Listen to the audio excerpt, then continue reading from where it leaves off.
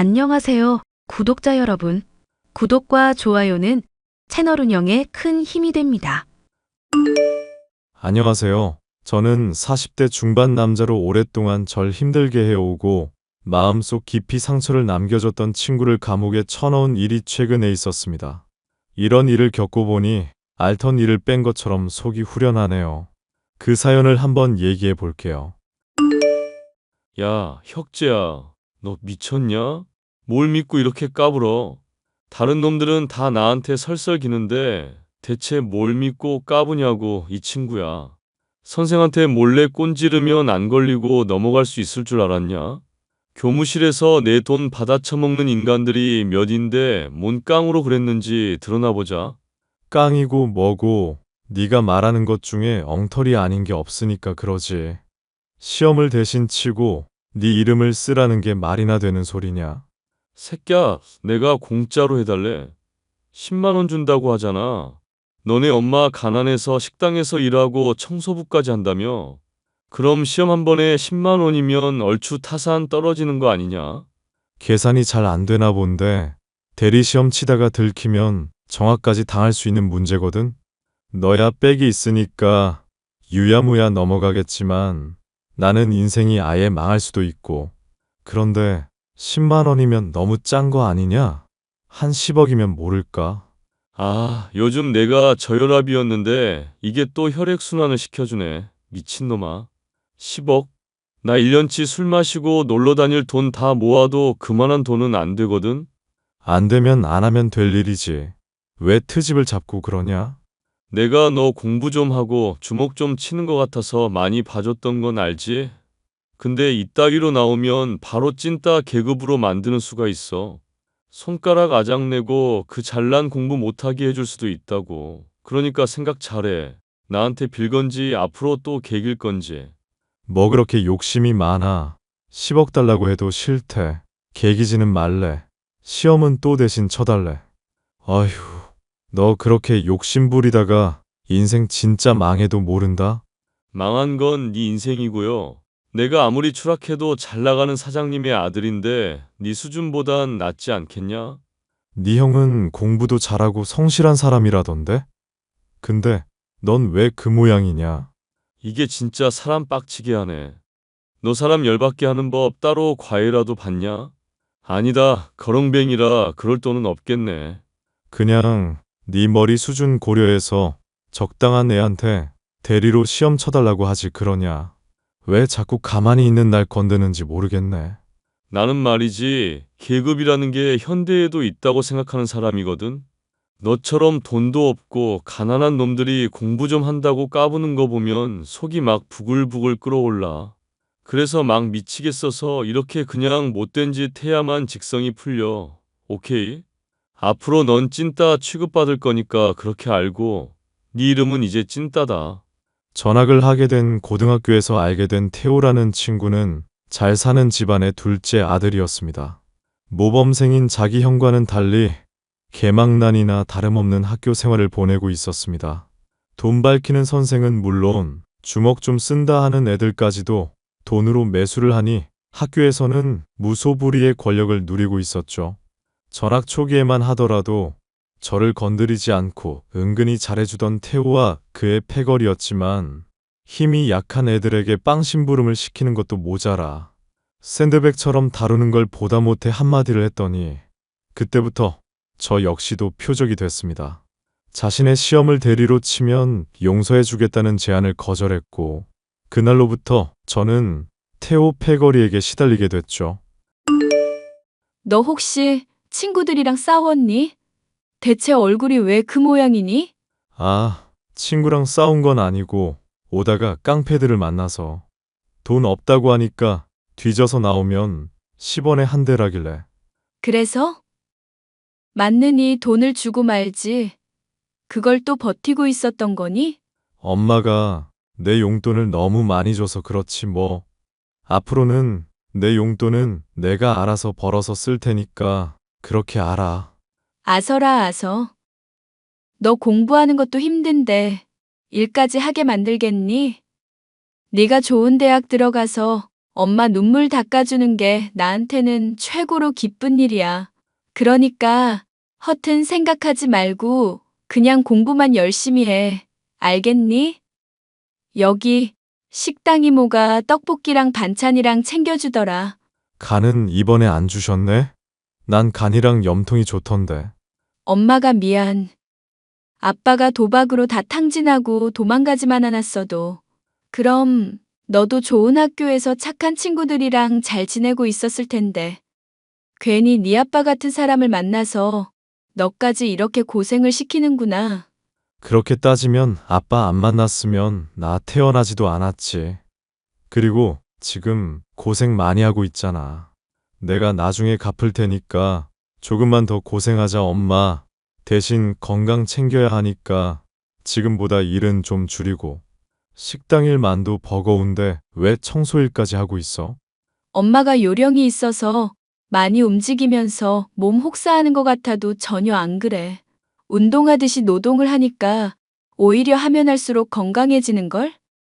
건강은 내가 또 타고났잖니. 너 건강한 것도 엄마한테 다 유전받은 거니까 감사히 여겨야 된다? 엄마는 낮이며 밤이며 쉴 틈 없이 일을 하면서 고생을 했고, 그런 엄마에게 보답을 하기 위해서라도 저는 꼭 성공을 해야겠다고 생각하고 있었습니다. 괜히 구설수에 휘말리기 싫었기 때문에 태호 패거리가 저를 괴롭히고 때리는 일이 있더라도 반항 없이 묵묵히 참으며 도끼를 품었습니다. 좋은 대학에 가서 반드시 성공을 하겠다는 일념으로요. 각박한 현실을 잊게 해주는 것에는 공부만 한 것도 없었기 때문에 그리 어렵지는 않은 일이었죠. 약간의 아쉬움이 있기는 했지만 수능 역시도 아주 잘 치를 수 있었습니다. 엄마, 나 서울대는 포기하고 다른 대학 법대로 갈까 싶네. 장학금도 준다고 하니까 좋은 조건이더라고. 엄마야, 네가 무슨 선택을 하건 지지하지만 서울대가 그래도 좋지 않겠니? 현실적으로 그쪽이 나중에 더 취직하기도 쉬울 거고. 대학 다니면서는 사시 공부를 해보려고. 사실 그 어렵다는 공부를 굳이 하려는 이유는 또 뭐고? 이제 좋은 대학도 가게 됐겠다. 적당히 좋은데 취직도 할 수 있을 텐데. 공부하면서 그렇게 고생해놓고 또 공부지옥에 들어가려는 걸 이해를 못하겠구나. 아빠가 도박에 빠진 것도 따지고 보면 나쁜 놈들한테 사기당한 것 때문이었잖아. 돈 다 잃고 술 마시고 교통사고 난 것까지야 아빠 잘못이라고 쳐도 그렇게 만든 인간들 제대로 처벌이나 받았어? 당장 나 학교에서 괴롭히던 애들도 그렇고 법이라는 게 꼭 사람들한테 정의롭게만 돌아가지는 않더라고. 그래서 나라도 내가 맞다고 생각하는 대로 좀 법이 돌아가는 걸 보고 싶어서 이걸 그냥 묵묵히 참고만 살았더니 병이 들 것 같아서 정말 안 될 것 같아. 난 네가 그렇게 힘들어하는 줄은 몰랐구나. 엄마로서 아들이 괴로워하는 거 알았으면 그걸 위로라도 해줬어야 하는데. 엄마는 낮밤 없이 나 위해 일해왔었던 걸로 충분해. 장학금 받으면서 학교 다니면 과외 같은 걸로 아르바이트 비용도 충당 가능하니까 앞으로는 정말 일 좀 줄여. 그러다 엄마까지 쓰러지면 나 정말 엇나갈 것 같아서 하는 말이야. 당시에는 사법고시가 폐지되기 전이었고 합격만 한다면 성공이 보장되는 길이었습니다. 아빠가 죽게 된 일이나 학교에서 태호에게 시달림을 당한 것이나 세상에는 정말 힘이 없는 사람으로서 겪게 되는 괴로운 일들이 많다는 것을 체감했고 옳다고 생각하는 일이 있어도 실현하기에는 역부족일 때가 많다는 걸 느꼈습니다. 돈도 없고 가난한 집안 출신인 저로서는 독을 품고 검사가 되기 위해 공부, 오직 공부만이 답이라고 생각했습니다. 하지만 생각했었던 것만 사법고시는 쉽지 않았고 대학을 졸업하고 나서도 사법고시에 떨어지게 되자 포기를 해야 하나 생각이 들고 있었습니다. 이대로는 안 되겠다 싶어 도피 삼아 가게 됐었던 군대에서 쳇바퀴처럼 반복되는 삶을 살다 보니 사시고 뭐고 포기하고 남들처럼 평범하게 사는 게 최선이 아닌가 싶기도 했죠. 하지만 도끼가 빠진 제게 정신이 번쩍 들 만한 일이 생겼습니다. 상병이 되어 나갔던 휴가에서 엄마를 보기 위해 청소일을 하는 병원에 들렀다가 태호를 만나게 된 것이었죠. 오, 이게 누구야? 찐따 아냐? 이 쇠리 이거 완전 군발이 다 됐네. 짬내가 여기까지 풀풀 풍긴다. 여전히 못 지내는 것 같아서 참 보기가 좋다. 지태호, 넌 여전히 막 사는 것 같아서 보기가 안 좋네. 새끼, 아는 척 해줬다고 또 신나서 막 나대네. 솔직히 우리 이제 혈기 넘치던 고등학생들 아니잖아. 성인인데 때로는 참으면서 좀 그냥저냥 넘어가지 그러냐? 그렇게 한마디 한마디 열받는다고 대들면 되겠어. 응? 됐으니까 갈 길 가기나 해라. 가만. 나야 형 잠깐 보러 여기 온 거라지만 거렁뱅이인 네가 이런 건물에 올 일이 없을 것 같은데. 설마 엄마 보러 왔냐? 혹시 여기 청소부로 일하는 중? 맞네. 표정 보니까 맞나 보네. 남의 인생에 관심 가지지 말고 네 갈 길이나 가라고. 왜? 군인 주제에 사람 치기라도 하게? 너는 군대 안 가냐? 응. 나는 면제로 빠졌어. 고등학교 때 하도 찐따 같은 놈들 패주고 다녔더니 허리며 눈이며 성한 구석이 하나도 없더라고. 자랑이다. 한심한 새끼. 야, 이거 진짜 못 모르는 놈이네. 요즘 세상엔 빽 써서 군대 빠지는 게 자랑이야. 누가 꿀 더 빨 수 있나 이런 게 자랑이라고. 그게 다 가진 놈이고 있는 놈이라는 증거고 가진 놈은 없는 놈들 더 빼앗아 줄 수도 있거든. 못 믿겠으면 네 엄마 여기서 잘리게 해줄까? 적당히 해라. 진짜 주먹 날아가는 수가 있다. 원래 물지도 못하는 개가 짖는 법이라고 그러더라. 야, 내가 인생 충고 하나 제대로 해줄게. 혁진? 뭐 이름은 됐고 찐따야. 네 주제에 맞게 살아. 괜히 더 누리려다가 고꾸라지지 말고. 알겠니? 휴가를 나왔다가 만나게 된 태호는 고등학교 때보다 더 망나니가 되어 있었지만 여전히 부잣집의 도련님이고 잘 살고 있는 것처럼 보였습니다. 군대에서 시간을 보내고 있는 저와는 달리 맛있는 밥에 좋은 차를 몰고 다니면서 인생을 즐기고 있었죠. 그 모습을 보니 사라진 줄 알았던 도끼가 한껏 차오르더군요.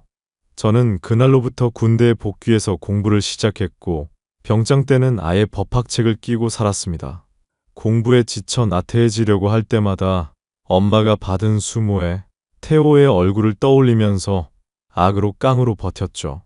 덕분에 저는 군대를 전역하고 얼마 지나지 않아 사법고시에 합격할 수가 있었습니다. 이게 웬 경사니? 혁재야. 네가 정말로 사시에 패스할 줄은 엄마가 몰랐다. 아니, 알고 있었는데 엄마가 너 열심히 하라고 일부러 그랬던 거야. 알겠으니까 일단 우는 것부터 그만 좀 해봐. 남들이 보면 초상난 줄 알겠다. 내가 오늘 죽어도 여한이 없는데 눈물도 마음대로 못 흘리겠니? 이럴 게 아니라 적금을 깨서라도 너 현수막부터 걸자.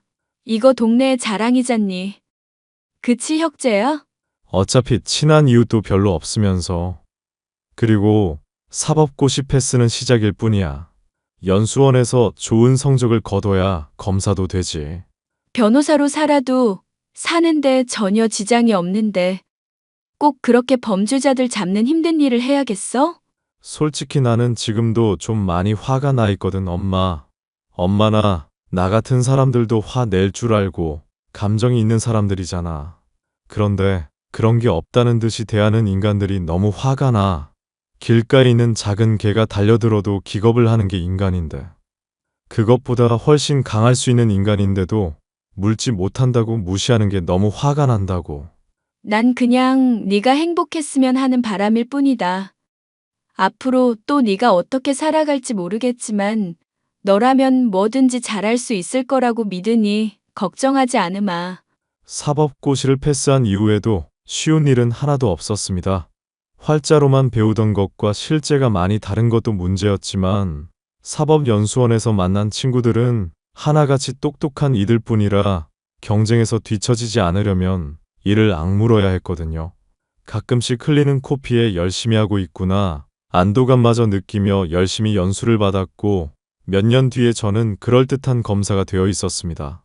세상에서 제일 이쁜 아들이라고 저만 보면 행복하다던 엄마는 태도를 바꾸어 매일같이 제게 잔소리를 하고 있었는데요. 아들, 요즘에 엄마가 너 때문에 속이 타들어간다. 나이도 점점 먹어가는데 대체 언제쯤 결혼을 하려고 그러니? 요즘 사건 때문에 정신이 없어서 그래. 인연이라는 게 억지로 만든다고 생기는 건 아니잖아. 운명의 짝이라는 게 있다면서 기다려보랄 땐 언제고 왜 재촉이셔? 내가 재촉을 안 하게 생겼니? 너 나이 이대로 몇 년만 더 지나면 훌쩍 지나서 40대 될 거 아니냐? 그때 돼서 뒤늦게 맘에 맞는 짝 만난다고 치자. 그렇다고 네가 바로 결혼을 할 성격도 아니고 연애하면서 어느 정도 알아보고 결혼할 거 아니니? 잘 안 해. 그러니까 인내심을 갖고 기다려보지 그래. 그럼 엄마 다 늙어 죽을 때까지 손주 손녀도 못 볼 거 아니냐 이거사. 왜 엄마 맘을 몰라주고 그렇게 하루 종일 일만 하고 앉았어. 그러지 말고 엄마 말 좀 들어봐라.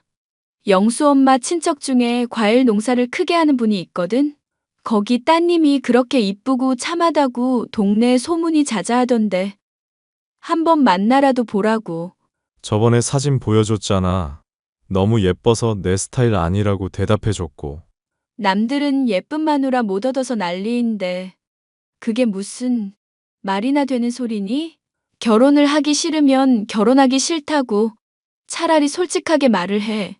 응, 맞아. 결혼하기 싫어. 아직은 그럴 때가 아니야. 아이고, 엄마 눈물을 닦아주는 효자인 줄 알았더니 이제 와서 보니 이런 불효자가 따로 없구나. 남들은 검사 아들 뒀다고 매일매일이 행복하시겠다 이러는데 이게 무슨 행복이니? 잘난 아들이 독신으로 늙어 죽겠다고 아주 고사를 지내는데 이 엄마가 무슨 낙으로 인생을 살란 말이냐? 알겠어. 이번 사건만 끝나면 내가 조만간 선을 보든지 할게. 또 말로만. 응? 말로만? 말로만 아니라 진짜로 명절 때 보러 갈 거니까 음식 너무 많이 차리지는 마. 저번에 남아서 준 튀김이며 전들 아직까지 냉장고에 그대로 있다. 결혼을 하라고 재촉하는 엄마의 소원을 들어주고 싶었지만 사건 때문에 정신이 없었기도 했고 아직은 배우자를 가질 생각이 없었습니다. 당시 제가 다루고 있었던 사건에는 연애 기획사의 연습생이 성폭행을 당한 일이 있었는데 CCTV도 없던 연습실 내에 일어났던지라 마땅한 증거나 증인이 없어 문제 해결이 어려운 중이었는데요. 증인이 되어줄 것처럼 굴던 기획사의 매니저 직원은 도중에 말을 바꿔 증언을 못하겠다고 하는 바람에 골치가 아픈 상황이었습니다. 장민욱 씨, 우리 솔직하게 얘기를 해봅시다.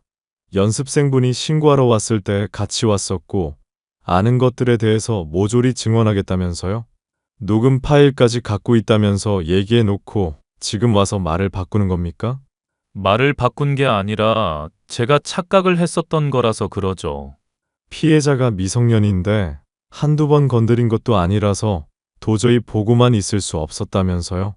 이보세요, 검사님. 솔직히 검사님이야 인생에서 성공하신 분이잖아요.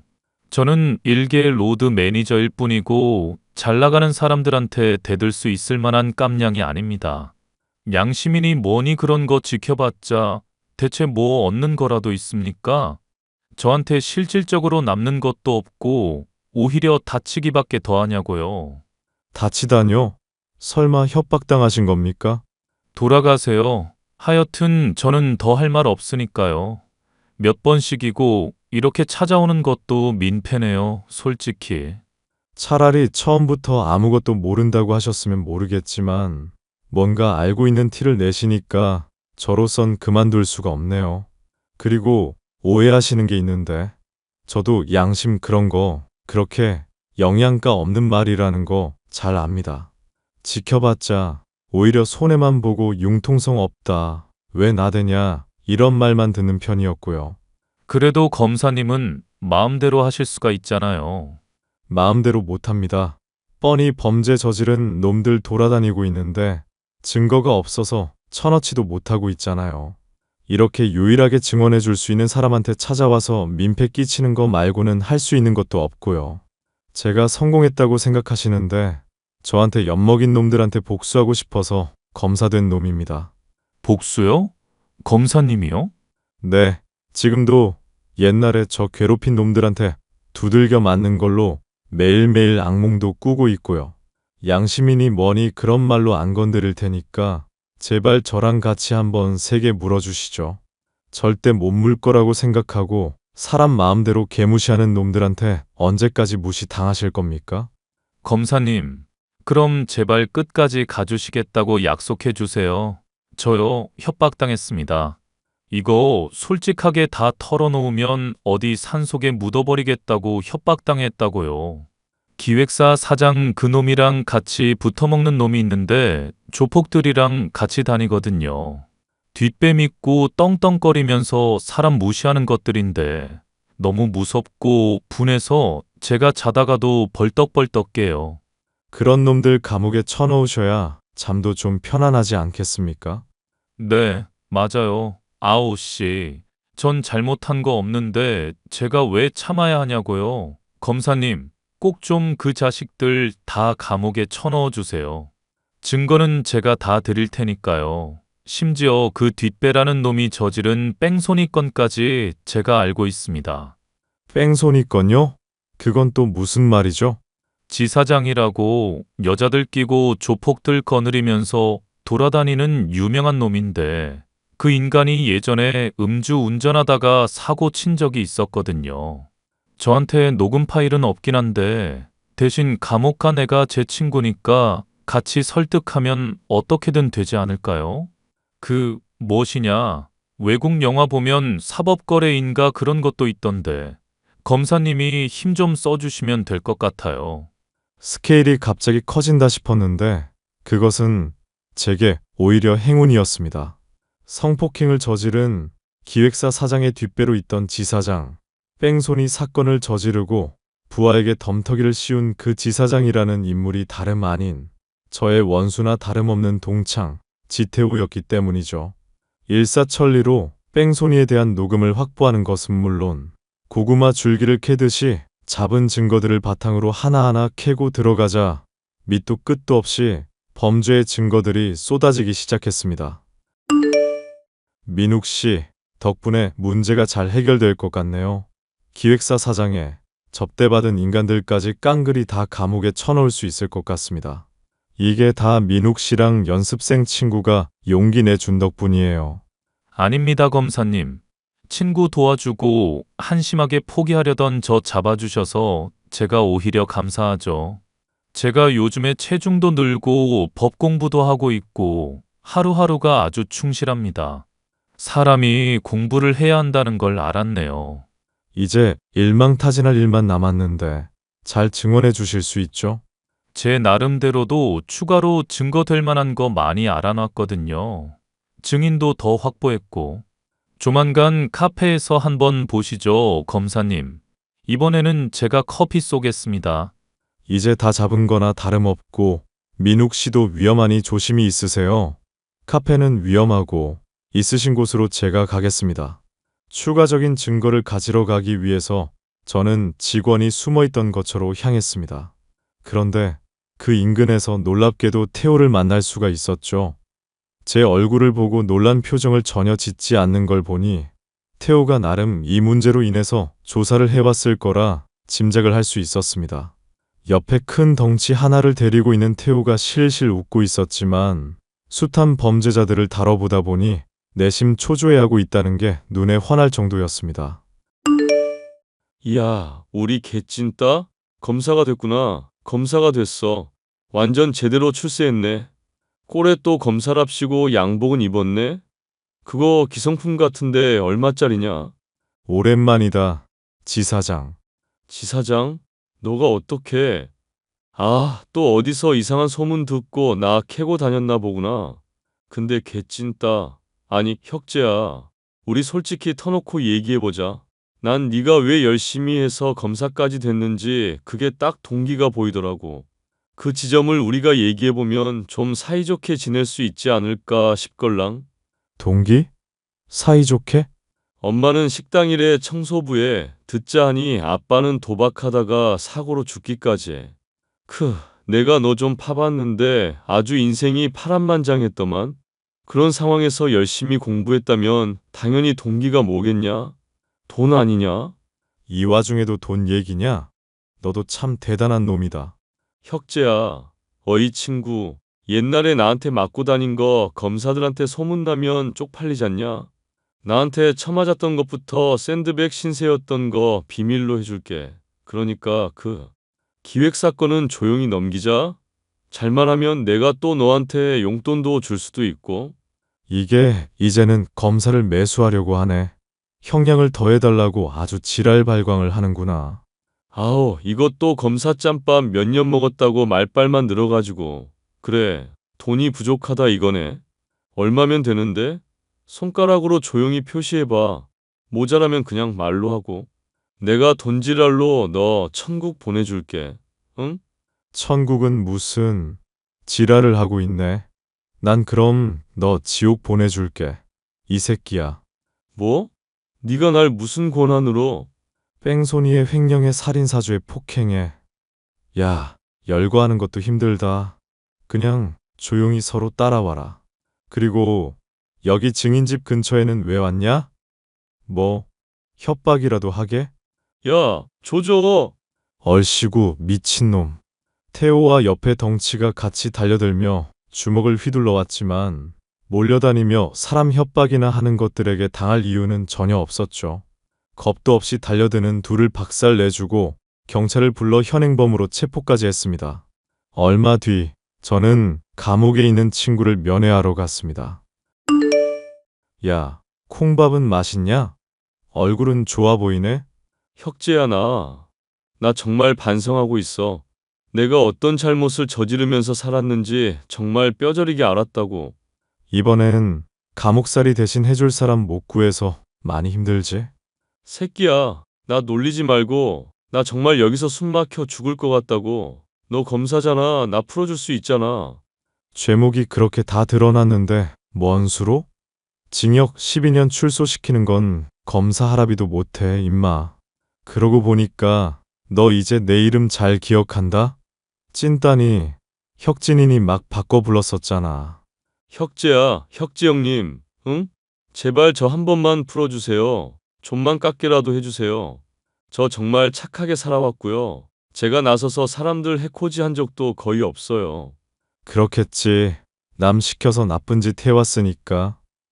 그리고 임마, 내가 왜 네 형님이야? 내가 조폭이냐? 하여튼 이거 말하는 거 보니까 아직 정신 못 차렸네. 감옥에서 좀 더 썩고 있어. 콩밥 골고루 잘 챙겨 먹고. 수고. 혁재야, 혁재 형님, 검사님. 저 감옥에서 이렇게 썩을 수 없다고요. 형이 그럼 내 재산 다 먹을 텐데 그거 못 두고 본다고. 자신의 배경을 믿고 힘을 마구 휘둘러 오던 대가를 저의 친구는 제대로 치르게 되었습니다. 본인이 저지른 죄의 대가를 치렀을 뿐이니 동정의 여지는 전혀 없었죠. 제 개인적인 복수는 하게 되어 후련하지만 이런 일이 비일비재하게 일어나고 있다는 걸 생각하면 마음이 여전히 편하지는 않지만 이제는 저도 조금은 여유를 찾아보려 합니다. 선을 보라는 엄마의 재촉에 한 번쯤은 응해보는 것으로 시작을 해볼까 싶네요. 사연 끝까지 들어주셔서 감사합니다.